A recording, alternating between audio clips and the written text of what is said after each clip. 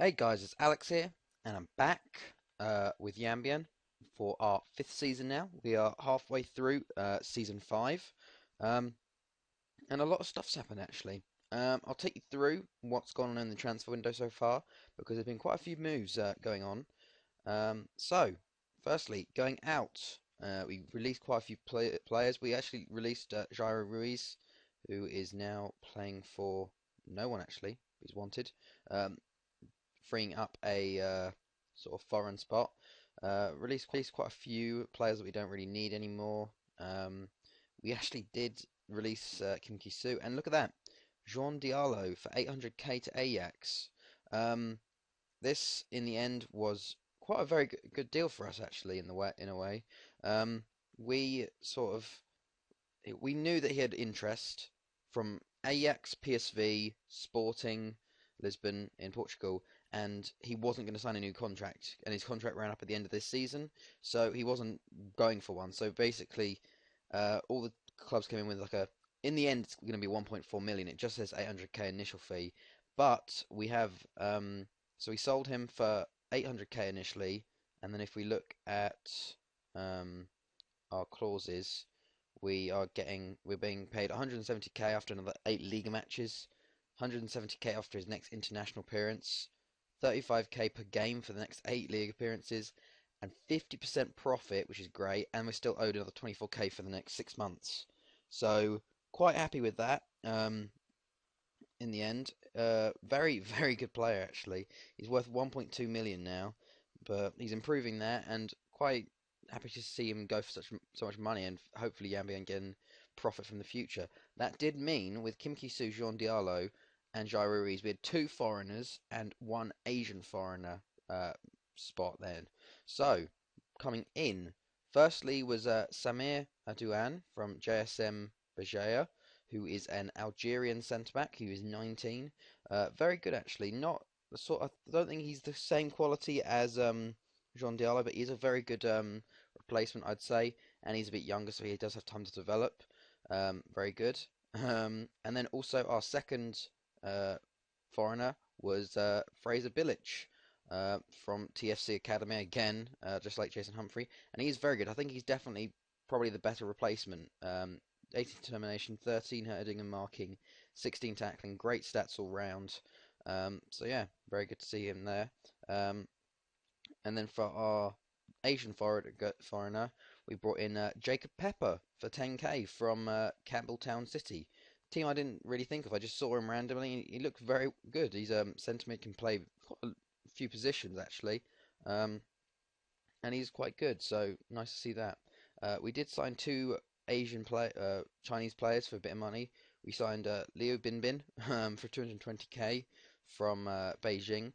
Very good left attacking mid. We needed one, and he came in and is doing very well. And Wang Jian for 325k from Yong Chang as a striker, backup striker, very good. It's really hard to get Chinese talent for cheap at the moment. It's just we are we're lacking in depth quite a lot, but that's it so far. So yeah, that is all the transfers going on. I'll take you to the schedule now. Obviously, we're going to be in the Champions League this year, as you can see. So we had some friendlies. We had the Super Cup versus Beijing. We won that 3-2. Pierre, Tao Yan, and Zong Zhu, or Yu, Zhong Yu, with our youngster centre mid with a goal. We had our first Champions League game in Group F versus Yokohama F Marinos, a Japanese team. They're very good actually. We won 2-1. Pierre with a goal and Jacob Pepper with a goal, which is quite good. Tianjin was a 1-0 away win. Pierre with a goal. Then we drew 2-2 with FC Seoul, who are very, very good. I was really happy to get 2-0, 2-2. Tao Yan and Pierre with the goals. They actually only just got the draw in the last few minutes, which was really, really frustrating. Um, and then we beat Guangzhou 4-0. We just have a thing with beating them at home by big margins. Pierre with two, Jinbo and Sunbo with goals. Then we had Sydney FC in the Champions League away. Yu Rui and an own goal gave us the 3-1 win there. Dongyo was a 2-0 win. Wang Jian and Fraser Bilic with goals. Then we lost to Seoul 3-2. And look at that, last minute again. Sunbo got two goals in about 4 minutes to bring it back from 2-0 down. It was so good, and then last minute they kill us off. It was so annoying. Um, really annoying to get that loss. And after that, we drew 2-2 with Jiangsu as well. Tao Yan and Pierre with the goals. Um, Qingdao was a 2-0 win. Pierre and Fraser Bilic with goals. Hangzhou was a 4-1 win. Liu Binbin, Zhong Guo, Wang Jian, and Pierre with goals. Then we lost to Marinos 4-2 away out of nowhere, really. Liu Binbin with 2 goals, but which they dominated us, really. They had a period of just 5 minutes where they got all the goals. It was really annoying. Um, yeah, but sort of left our sort of Champions League in the balance in a bit. Rizikran was a 3-0 win. Pierre with 2 and Bim Bim with 1.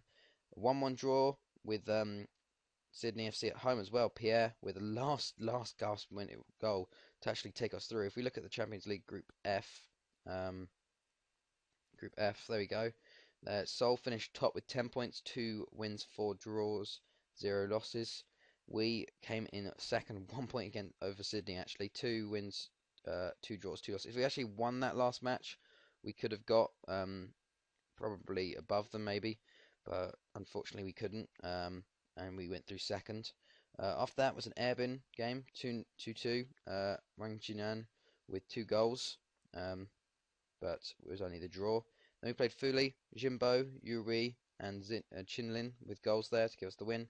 Then we lost 3-1 to Shenhua, Jimbo with our only goal there, but we played pretty awful and deserves to lose there. Champions League second round, first leg, we actually had Antlers, who Kashima Antlers from Japan. Very good team. We drew 3-3 away. Jimbo, Jacob Pepper, and Sambo with the last gasp goal to give us a 3-3 draw with 3 crucial away goals. Then we played Beijing, 1-0 at home win in the last few minutes as well. And then actually, the Antlers game was a 0-0 draw. It was so boring. Just nothing happened. But we went through on away goals, which is really good there. Um, into the quarterfinals now, which is pretty cool. After that was Chengdu, 3-0, Pierre, Bin Bin, and Jacob Pepper. Ren, after that, 3-1, Wang Jian, Liu Bin Bin, and an own goal. 2-0 against Changchun, Chinlin and Pierre with goals, and then finally Shangdong, Fraser Bilic with a 90th minute winner for us to give us the win there. So, if we look at the league, there we go, 15 games in. We are 6 points clear from Shenhua. They do have a game in hand, so that could reduce that to 3 points. But we're top of the league again, which is very nice to see. Not as convincing this year. We haven't been playing very well, I have to say. I think it's sort of the lack of depth, but still, Pierre's scoring. 10 goals for him. Bilic is up there with the rating as well. Bin Bin's up there with assists. And Guo Ming is actually up there with the clean sheets, which is very nice to see.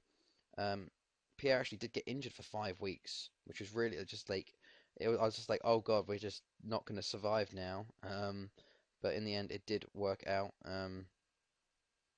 Uh, so far, he's got 14 goals in 18 games, which is pretty nice. He hasn't got as many assists, but I think Bin Bin's getting most of them. 12 assists for him and 7 goals. 5 for Jian, 4 for Jimbo and Sambo. Bilic with 3, along with Taoyan, Yui Rui, and Jacob Pepper. Assist wise, after that, Taoyan's got 8, Jimbo's got 5, Jinlin's got 4, and then average rating: Bin Bin, Rui, um, Druia, who's our youth centre, right back, left back, who's developing quite well actually. But yeah, so yeah, continuing on, we have a fourth round FA Cup versus Tianjin, and our quarterfinals are against Al Ali from Saudi Arabia. If we look at the Champions League, the past few times we actually did beat Antlers, who won it in 2015. Esteghlal won it last time from Iran. They are not in it. We have quite a few Saudi Arabian teams. We have Lequia still in it from Qatar, Sanfrecce in it from Japan, Seoul in it, and Melbourne Victory are in it. No, Hangzhou lost in the first round or second round to Melbourne Victory. So we basically, and then I think group stage. Where's the other? Because I think 3 teams go in. Um, where are they? Beijing came third in their group, so they didn't go through. So it's all on us now to win it for China. Hopefully we can win it because I don't know how long we're going to be staying here. This might be our last season. If we win or lose, we might just move on, depending on how that goes. But yeah, so I actually do have something to ask about. I have been thinking about doing some stream. I think I've like got it initially set up. Would you guys be interested in that? Obviously, if you go to the Twitch, it's just Smori7, the original, or Smori7.